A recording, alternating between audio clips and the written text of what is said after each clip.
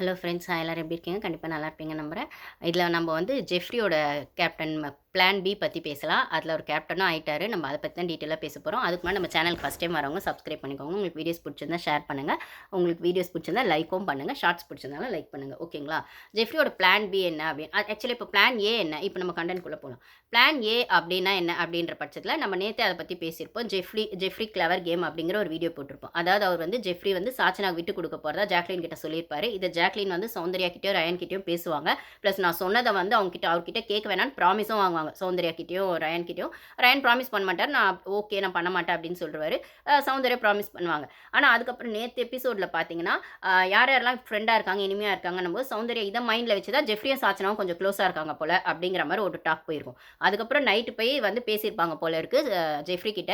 அதாவது நீ கேப்டன்சி விட்டு குடுக்க போறன்னா, அது உன்னோட பெர்சனல் நான் அதுக்கு எதுவும் சொல்ல வரல அப்படிங்கிற மாரி ஆரம்பிச்சுட்டு என்ன சொல்லுவாங்கன்னா, அவர் ஏன் விட்டுக் குடுக்க போறாரு அப்படிங்கிறத ஜாக்லின் கிட்ட கிளியரா சொல்லியிருப்பாரு. அதாவது சாச்சனா மேடம் கெஞ்சிருக்காங்க ஜெஃப்ரி கிட்ட.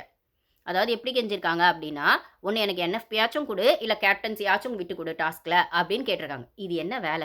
முதல்ல இது என்ன வேலைன்னு நான் கேட்கிறேன். நீங்க வந்து ஹோஸ்ட் திட்டினாலும், "என்ன சார் உங்களுக்கு என் மேல கோவமான்னு?" கேட்பீங்க. ஜெஃப்ரி வின் ஆயிடக்கூடாதுன்றதுக்காக கேப்டன்சி கேட்பீங்க. அதுக்கப்புறம் வந்துட்டு பாய்ஸ் டீம் நாமினேட் பண்ணக்கூடாதுன்றதுக்காக பாய்ஸ் டீம் பிரெட் குடுத்தா அந்த சைட் போயிடுவீங்க. கேர்ள்ஸ் டீம்ல பிஸ்கட் குடுத்தா இந்த சைடு வந்துருவீங்க. ஓகேங்களா? அதுக்கப்புறம் கேர்ள்ஸ் டீம்லயே இருந்துட்டு, கேர்ள்ஸ் டீம்ல யாராவது கேப்டன் ஆனா, அவங்க பேட்ஜ போய் ஃபர்ஸ்ட் எடுக்க நீங்க தான் ட்ரை பண்ணுவீங்க.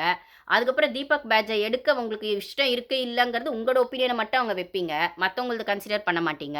அப்புறம் ரெஸ்ட் ரூம் போறதுக்கு கூட அங்க எல்லாரும் ஒரு ஃப்ளோர் டெக்காரம்னு உட்காந்துருக்காங்கன்னா, யாரையுமே சட்டை பண்ணாம நீங்க பாட்டுக்கு எழுந்து இஷ்டத்துக்கு வந்துட்டு ரெஸ்ட் ரூம் போயிட்டு வந்துருவீங்க. அங்க ஒரு எக்ஸ்கியூஸ் கூட கேட்காம. இப்போ வந்து இந்த கேப்டன்சியும் ஜெஃப்ரி கிட்ட கேட்பீங்க. ஜெஃப்ரி விட்டு குடுத்துடணும். ஜெஃப்ரி ஏன் விட்டு குடுக்கணும் நான் கேட்கிறேன். அவரும் அங்க கோ கண்டஸ்டன்ட் தான். அவர் ஏன் விட்டு குடுக்கணும்? நீங்க உங்களுக்கு பேம்பரிங் ஆல்ரெடி அந்த வீட்ல நெறைய கிடைக்குது. அது கிடைச்சதுனால தான் நீங்க பொம்மை டாஸ்க்ல அத்தனை ரவுண்டு போனீங்க. இப்ப அந்த பையன் கஷ்டப்பட்டு ஏன் உங்களுக்கும் பெஸ்ட் பெர்ஃபார்மர் வந்துச்சுல்ல. உங்களுக்கு அந்த அட்லீஸ்ட் அந்த பெஸ்ட் பெர்ஃபார்மர்ங்கிறது உங்களுக்கு போனா போட்டுன்னு குடுத்தது தான். நான் இத பத்தி ஒரு வீடியோ போட்டிருப்பேன். சாச்சனாக்கு பெஸ்ட் குடுத்தது டிசர்விங்கே இல்ல. போனா போட்டுன்னு பேம்பரிங் பண்ணி குடுத்தாங்கன்னு. அது குடுத்துட்டாங்கல்ல. அத வச்சு அந்த டாஸ்க்ல நீங்க உங்க எஃபோர்ட்ட காட்டி, உங்க பொட்டன்ஷியல காட்டி வின் பண்ண பாருங்க. அத விட்டு அந்த பையன்கிட்ட கெஞ்சறது என்ன வேல? எனக்கு தெரியல. எல்லாருமே அங்க வந்து கேம் ஆட வந்திருக்காங்க. எல்லாருக்கும் ஒரு கேம் ஸ்பிரிட் இருக்கும். எல்லாருக்கும் கேம் ஸ்ட்ராட்டஜி இருக்கும். எல்லாருமே தனக்கான விஷயத்துக்கு ஸ்ட்ரகிள் பண்ண தான் செய்வாங்க. அது எத்திக்ஸோட பண்றாங்களா? எவ்வளோ எத்திக்ஸோட பண்றாங்க? ஃபேரா பண்றாங்களா? அன்ஃபேரா பண்றாங்களா? எந்த ரேஷியோ டிஃபரன்ஸ்ல பண்றாங்கன்றது தான் விஷயமே தவிர, ஆனா ஏதோ ஒண்ணு பண்ணணும். அதுதான் கேம்.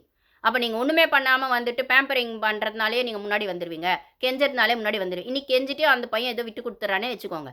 அப்போ வந்துட்டு நீங்க அடுத்த வாரம் வேற யார்கிட்டயாவது கெஞ்சுவீங்களா? இல்ல மிஞ்சுவீங்களா?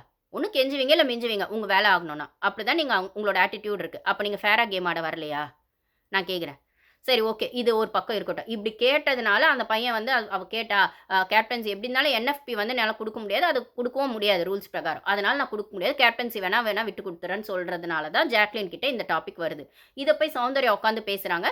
நீ வந்து அது உன்னோட ஒப்பீனியன் அது ஓகே. பட் ஆனா இந்த கேப்டன்சி கிடைக்க எவ்வளோ கஷ்டப்படுறோம் நெறைய பேரு. இப்ப சௌந்தர்யாலாம் அத மிஸ் பண்ணிட்டாங்க. கிடைச்ச அந்த டாஸ்க்ல வின் பண்ணாம அவங்க ரொம்பவே ஃபீல் பண்ணாங்க. அப்போ வந்து அது கிடைக்கணும் அப்படிங்கிறது எல்லாரோட ஆசையுமா இருக்கும். உனக்கு பெஸ்ட் பெர்ஃபார்மர் நீயே சொல்லியிருக்க. இதுவரைக்கும் யாரும் குடுக்கலன்னு. ஆமா. ஒரு டாஸ்க்ல ஒரு மாரி கிண்டல் பண்ணி ஜெஃப்ரிய சொல்லும்போது ஸ்டார்ட்டிங்லலாம் அவரு அழக்கூட செஞ்சிருப்பாரு.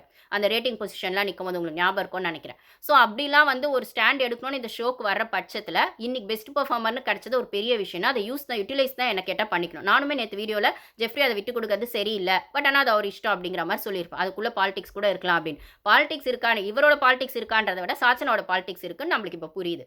ஓகேங்களா? இப்ப சௌந்தர்யா என்ன சொல்லுவாங்கன்னா, அப்ப பெஸ்ட் பெர்ஃபார்மர் கஷ்டப்பட்டு உனக்கு கிடைச்சிருக்குன்னா, அது வந்து உன்னோட ஸ்கில்ல நீ அந்த இடத்துல ப்ரூஃப் பண்ணலாம். ஏதோ ஒண்ணு பண்ணலாம். நீ வந்து விட்டுக் குடுக்கறது எனக்கு சரின்னு தோணல. அப்படின்ற மாரி அவங்க சொல்லுவாங்க. அது கரெக்ட் தான். அதே மாரி நீ கேப்டன் ஆகணும்ன்றது இங்க நெறைய பேரோட ஆசைன்னு சொல்லுவாங்க. அது கண்டஸ்டன்ட்ஸாவும் இருக்கலாம். அவரோட பெர்சனல் வெளியில அவங்க அம்மாவா இருக்கலாம், அவங்க ஃப்ரெண்ட்ஸா இருக்கலாம், யாரா வேணா இருக்கலாம். ஆடியன்ஸ் நம்மளோடதும் இருக்கலாம். இதுல ஜெஃப்ரி கேப்டன் ஆகணும்ன்றத விட, சாச்சனா கேப்டன் ஆகக்கூடாதுன்றது நெறைய பேருக்கு இருக்கு. அது அந்த வீட்ல இருக்குமான்றத விட, ஆடியன்ஸ் கிட்ட நெறைய பேருக்கு இருக்கு. சாச்சனா கேப்டன் ஆகக்கூடாதுன்னு. ஓகே. இது ஒரு ப்ளே. ஆனா சௌந்தர்யா வந்து ஜெஃப்ரி கிட்ட சொன்ன விதம், இது நெறைய பேருக்கு கிடைக்கல. எல்லாரும் எக்ஸ்பெக்ட் பண்ணிருக்காங்க. உனக்கு கிடைச்சிருக்கு. நீ விட்டுக் குடுக்காத அப்டின்னும்போது, நான் ஆல்ரெடி இன்னொன்னும் சொல்லியிருப்பேன். ஜெஃப்ரி கேப்டன் ஆகல என்ன அப்டின்னா, அவருக்கு அந்த பிரஷரைஸ்டா அந்த ஜாப்ப ஹேண்டில் பண்ண அவருக்கு ஒரு ஹெசிடேஷன் இருக்கா அப்டிங்கிற மாரி அந்த கிளவர் கேம்ன்றத சொல்லியிருப்பேன். இந்த இடத்துல சௌந்தர்யா சொல்லும்போது அவர் அத சொல்லியிருக்காரு. என்னன்னா, இந்த மாதிரி வந்து என்ன சொல்றது? அது கேப்டன் ஆனா அது வேலை நெறைய இருக்குமா? அப்படின்ற மாரி ஒரு ஹெசிடேஷன் காட்டுறாரு. இது வந்து அவருக்கான அந்த ஒரு தயக்கத்த காட்டுது. கண்டிப்பா ஹெசிடேஷன் வந்து அந்த பிரஷரைஸ்டா இருக்குமோன்றதுனால வர்றது ஹெசிடேஷன் தாங்க. அது கண்டிப்பா இருக்கும் தான். அதனால ஒரு சாச்சனாக்கு விட்டு குடுக்க ட்ரை பண்ணியிருக்கலாம். எதுக்கு எனக்கு அந்த தலைவலி அப்படிங்கிற மாரி. இத தான் நான் சொல்லியிருப்பேன் அந்த வீடியோல. அப்போ அதுல அது பிரஷர் இருக்குன்னாலுமே பேட்ஜ் வந்து 5 பேட்ஜ் குடுக்க போறாங்களா? இல்ல பேட்ஜே குடுக்க மாட்டாங்களா? ஜெஃப்ரி சாச்சனான்றதுனால குடுக்கவே மாட்டாங்களா? சர்ப்ரைஸ்க்குன்றதெல்லாம் அது பிபி டீம் டிசைட் பண்றது தான். ஏன்னா மஞ்சரிக்கே 3 குடுத்துட்டு ஜென்ஸ் 2 பேருக்கு 5 குடுத்தவங்க தானே இந்த டீம். நான் இது ஆல்ரெடி இன்னொரு வீடியோ போட்டிருப்பேன். Special video. Top 5 contestants BB channel promote பண்றாங்களான்னு. அதில பார்த்தீங்கன்னா, அருண்கோ 5 குடுத்துருப்பாங்க. நான் அத தான் சொல்ல வரேன். அப்போத்துலருந்து நீங்க வந்து பாய்ஸ்க்கு ஒரு ஃபேவரட்டிசமோ, கேர்ள்ஸ்க்கு ஒரு ஃபேவரட்டிசமோ காட்டுறீங்க. ஆனா ஷோன்னு வர பட்சத்தில ஈக்குவல் ரோஸ்ட் கூட நீங்க பாய்ஸ்க்கு குடுக்கறதில்ல. அதே பாய்ஸ்ல இப்போ ஜாக்லின் கூட சேர்ந்திருக்க ரயானுக்கு தான் நீங்க ரோஸ்ட் குடுக்குறீங்களே தவிர, நீங்க வந்து யாரு சத்யாக்கு குடுக்கறதில்ல. சத்யாவும் ஜாக்லின வந்து அந்த எஃபோர்ட் போட்டிருக்காரு. எல்போல அடிச்சிருக்காரு. நீங்க குடுக்கறதில்ல. தீபக்கும் ஜாக்லின பண்ணியிருக்காரு. நீங்க அதுக்கான ஜாக்லின் சப்போர்ட்டர்லாம் இல்லங்க. நீங்க ஹோஸ்ட் வந்து ரோஸ்ட் குடுக்கணும்னு டிசைட் பண்ண அப்புறம், அங்க நடக்கிற சின்ன சின்ன விஷயத்த நீங்க பேசுவீங்கன்னா, எல்லாத்தையும் தான் நீங்க பேசணும். திருட்டு பிரியாணிய காமெடியா சொல்ற நீங்க, லிக்விட எதுக்கு சீரியஸா பேசுனீங்க? அப்போ வந்துட்டு ஒரு சின்ன தப்பு நடந்தாலும் தப்புன்னு ஸ்ட்ராங்கா சொல்ற நீங்க, பெரிய தப்ப மூடி ஏன் மறைக்கிறீங்க? விஷால் விஷயத்துல. அத ஏன் நீங்க ஒன் ஹார்ல காட்டவே இல்ல? நேத்துமே ஜாக்லின் வந்து ட்ரெண்டிங்ல இருக்கதான், அவங்க கிட்டலாம் போயிட்டு நான் வந்து நிக்கணும், மல்லு கட்டணும்னு அவசியம் இல்ல. ஜாக்லின டவுன் பண்ணி விஷால் பேசுறாரு. அதே நீங்க எபிசோட்ல எடுத்துட்டீங்க. வெறுமனே அவர் லவ் கன்டென்ட் அது இதுன்னு ராணவ் கிட்ட அவர் பேசுனது மட்டும் தான் வருது. அவர் ஜாக்லின டவுன் பண்ணி ஜாக்லின் ப்ரொஃபஷனுக்குள்ளேயே போய் பெர்சனல பத்தி பேசியிருக்காரு. அதே நீங்க எபிசோட்ல காட்டவே இல்ல 1 ஹார்ல. அப்ப நீங்க விஷாலுக்கு ஃபேவரட்டிசம் தானே பண்றீங்க. அப்போ வந்து ரெட் கார்டு குடுக்கணுமா, எல்லோ கார்டு குடுக்கணுமான்னு ரயான நிக்க வச்சு கேட்கிற நீங்க, ஓகே ராணவையும் கேட்டீங்கன்னே ஒத்துக்கலாம். அப்படி கேட்கிற பட்சத்துல விஷாலுக்கு ஏதோ ஒரு கார்டு குடுத்துருக்கணும்ல. அவர் பின்னாடி பொண்ணுங்கள மார்க் பண்ணதுக்கும், இப்ப ஜாக்லின் ப்ரொஃபஷன உள்ள இழுத்து வச்சு பேசினதுக்கும், ஏன் அருண் வந்து அர்ச்சனாவோட சப்போர்ட்ல தான் உள்ள இருக்காரு. நீங்க வந்து உள்ள வந்து பழைய ஒரு ஒரு சீசன்ல என்ன சொல்லியிருப்பாருன்னா, கமல் சாரு போன சீசன் நெனைக்கிறேன். நிக்சன் வந்து அந்த ஒரு பொண்ண தப்பா பேசியிருப்பாரு. அந்த பொண்ணு பேர் கூட எனக்கு மறந்து போயிடுச்சு. ஏல ஏதோ ஸ்டார்ட் ஆகும் அந்த பொண்ணு பேர் கூட. பேசியிருப்பாரு அப்டின்னும்போது, அது உள்ள கண்டஸ்டன்ட்ஸ் பேசினாங்கன்னா, வெளில போன கண்டஸ்டன்ட்ஸ் பத்தி பேச தேவையில்ல. அது முடிஞ்சிடுச்சு அப்டின்னு பேசியிருப்பாரு. கமல் சாரே பேசியிருப்பாரு. அப்போ வெளில போன கண்டஸ்டன்ட்ஸ் பத்தியே பேசக்கூடாதுன்னா, நீங்க போன சீசன் முடிஞ்ச அர்ச்சனாவ வச்சு இந்த சீசன் ப்ரமோட் பண்ட்ருக்கீங்க. அவரோட லவர் அருண்ன்றதுனாலயும், அவரோட பாய் ஃப்ரெண்ட் அருண்ன்றதுனாலயும், அவங்க அனுப்பிச்ச கேக்கும், அவங்க அனுப்பிச்ச லெட்டரும், அவங்கள வச்சுமே அந்த கல்யாண மாலை டாஸ்க்ல அருணுக்கு ஓட்டியிருக்கீங்க. அது அப்ப இந்த மாதிரி அப்போ அப்படி பார்த்தா சத்யாவும் வந்துட்டு ரம்யாவோடது ஹஸ்பண்ட் தான். ரம்யா வந்து ஒரு சீசன்ல பார்ட்டிசிபேட் பண்ணியிருக்காங்க. எல்லாருக்குமே ஏதோ ஒரு இடத்துல அந்த பிக் பாஸ் கனெக்ஷன் இருக்கிறவங்க தான் இந்த கேம்குள்ளேயும் வராங்க. அப்ப நீங்க அவங்களலாம் வச்சு வச்சு ப்ரமோட் பண்றீங்களா ஏன்? அர்ச்சனாவ மட்டும் தானே வச்சு அருண ப்ரமோட் பண்றீங்க. ஏன் பண்றீங்க? அர்ச்சனா போன சீசன் வின்னர்னால அருணுக்கு பர்த்டே செலிப்ரேஷன் பண்ணீங்களா? அந்த பர்த்டே செலிப்ரேஷனுக்கு தீபக்க கூட வச்சுக்கணுன்றதுக்காக தீபக் கேப்டன்சிய கொண்டு வந்தீங்களா? அப்ப தீபக் கேப்டன்சி வரும்போது லைன எடுத்துட்டு ஸ்ப்ளிட் பண்ணி விட்டு 2 வீடும் ஒண்ணா இருக்கணும்னு பிளான் பண்ணீங்களா? அப்ப நீங்க ஜனங்கள ஆடியன்ஸ முட்டாளாக்குறீங்களா? அப்போ வோட் போடுற ஆடியன்ஸ் என்ன?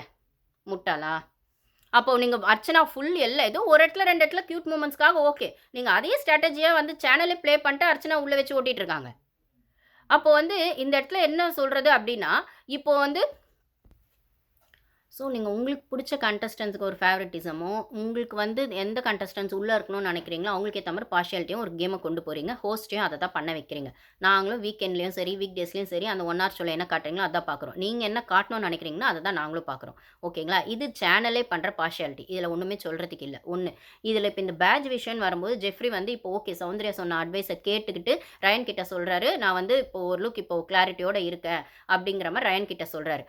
அதாவது இப்ப நான் வந்து கேப்டன்சி விட்டு குடுக்க போறதில்ல. நான் ஆடலான்னு இருக்கேன் அப்படின்னு. அவருக்கு அந்த பிரஷர் இருக்குமோன்னு ஒரு தயக்கம் இருக்கு. பட் இருந்தாலும் அத ஹேண்டில் பண்ணலாம் அப்படிங்கிற மாரி. இவர் வந்து சாச்சனாக்கு விட்டு குடுக்குறான்னும் போதாவது இவருக்கு கொஞ்சம் ஸ்மூத்தா போயிருக்கும் கேப்டன்சி. இப்போ விட்டு குடுக்குறேன்னு சொல்லிட்டு சௌந்தர்யா சொன்னதுனால இவருக்கு ஒரு கிளாரிட்டி வந்து விட்டு குடுக்க போறதில்ல அப்படின்னு சொல்லி கேப்டன்சிய வின் பண்ணிட்டாரு. டாஸ்க்கும் ஆயிடுச்சு போல இருக்கு உள்ள. ஜெஃப்ரி கேப்டன்சி ஆயிட்டாரு. அப்போ ஆல்ரெடி வச்சிருக்க ட்விஸ்ட்ட விட பிக் பாஸ் இன்னும் அதிகமான ட்விஸ்ட் ஜெஃப்ரிக்கு வைப்பாரான்னு ஒரு கொஸ்டின் வருது. ஏன்னா சாச்சனாக்கு விட்டு குடுக்குறேன்னு சொல்லிட்டு இவர் விட்டு குடுக்கலையே. அதுல உள்ள பூந்து விளையாடினது சௌந்தர்யாவாயிடுச்சே. சௌந்தர்யா ஒரு கிளாரிட்டி தான் அவருக்கு குடுத்தாங்க.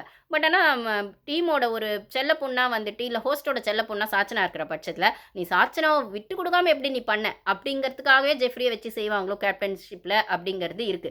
இவருக்குமே 5 குடுப்பாங்களா? இல்ல பார்ஷியாலிட்டியா 3 குடுப்பாங்களா பேட்ஜஸ் அப்படிங்கிறது ஒண்ணு இருக்கு. ஸோ இந்த ஷோவ பொறுத்தவரைக்கும் பிபி டீம் என்ன நெனைக்கிறாங்களோ அப்படிதான் கொண்டு போவாங்கன்றது ஒண்ணு இருந்தாலும், ஓட்டு போடுற ஆடியன்ஸ் கொஞ்சமாவது வந்து யோசிச்சுட்டு ஓட்டு போடுங்க. குறைஞ்சபட்ச எத்திக்ஸோட விளையாடுறவங்களுக்கு ஓட்டு போடுங்க அப்படிங்கிறது தான் என்னோட ஒப்பீனியன். பிளைண்டா வந்து அவங்கள வந்து வெறும் பாசிட்டிவ் பாசிட்டிவ் ஷேட் மட்டும் பார்க்கணும், நெகட்டிவ் ஷேடையும் ஃபுல்லா மறைச்சிடணும். இல்ல வந்து அது ஒன் ஹவர் ஷோல வரலன்னா அத பத்தி பேச வேணாம் அப்படின்னு ஹோஸ்ட் பண்ற, சேனல் பண்ற அதே தப்ப ஆடியன்ஸும் பண்ண வேண்டாம். கொஞ்சமாவது 2த்தையும் அனலைஸ் பண்ணி ஓட்டு போடுங்க. சோஷியல் மீடியால நெறைய குறும்படம் ஷேர் ஆகுது. இப்போ என்னங்க சேனல்ல குறும்படம் போடலன்னா என்னங்க, Twitterல, Instagramல அவ்ளோ குறும்படம் எடுத்து போடுறாங்க. இவங்க செஞ்சது, அவங்க செஞ்சது. இதுல ஜாக்லின் பத்தி விஷால் பேசினதெல்லாம் நெறைய இருக்கு.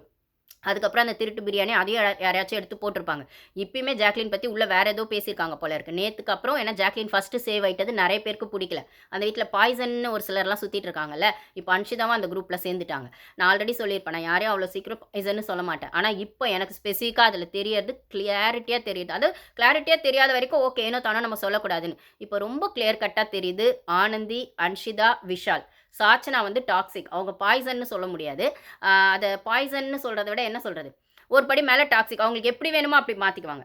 இவங்க பாய்சன்றது இவங்களுக்கு என்ன நெனைக்கிறாங்களோ, அத மட்டும் மத்தவங்க பின்னாடி வந்து காசிப்பா வந்து உட்காந்து ஃபீட் பண்றது. அன்ஷிதா, ஆனந்தி, விஷால். ஏன்னா இவங்க 3 பேரும் பிஹைண்ட் த சீன்ஸ் தான் பண்றாங்க. ஸ்க்ரீன் ஸ்பேஸ எடுத்துக்கிட்டு பண்ணல. பிஹைண்ட் த சீன்ஸ் தான் பண்ணிட்டு இருக்காங்க. ஆனா டாக்ஸிக் வந்து சாச்சனா வந்து ஓப்பனாவே அடிச்சு விளையாடுறாங்க. அவங்க டாக்ஸிக் தான்னாலுமே அத அவங்க தெரிஞ்சு தான் பண்றாங்க. தப்பு தான்னாலுமே அத நான் ஃபேஸ் பண்ணிக்கிறேன் அப்படின்னு முகத்துக்கு நேரா சொல்றாங்க. ஸோ அது டாக்ஸிக். அது வேற. ஓகேங்களா? அப்படி இருக்கிற பட்சத்தில சேனல் வந்து இதுல வந்து இன்னும் இதுக்கு மேல என்ன ஸ்ட்ராட்டஜி ப்ளே பண்ணுவாங்கன்றது அவங்க இஷ்டமா இருக்கலாம். ஆனா குறைஞ்சபட்சம் நம்மளால பண்ண முடியாது. ஆஸ் எ ரிவ்யூவரா பண்றதோ, இல்ல குறும்படம் எடுத்து போடுறவங்களோ, இல்ல வோட்டிங் பண்றவங்களோ, குறைஞ்சபட்ச நியாயத்துக்கான கேம யார் ஆடுறாங்களோ, நிஜமாவே அந்த கேம்க்கு யார் டிசர்விங்கோ அவங்களுக்கு ஓட்டு போடுங்க அப்படிங்கிறது தான் என்னோட ஒப்பீனியன் காய்ஸ். Thank you.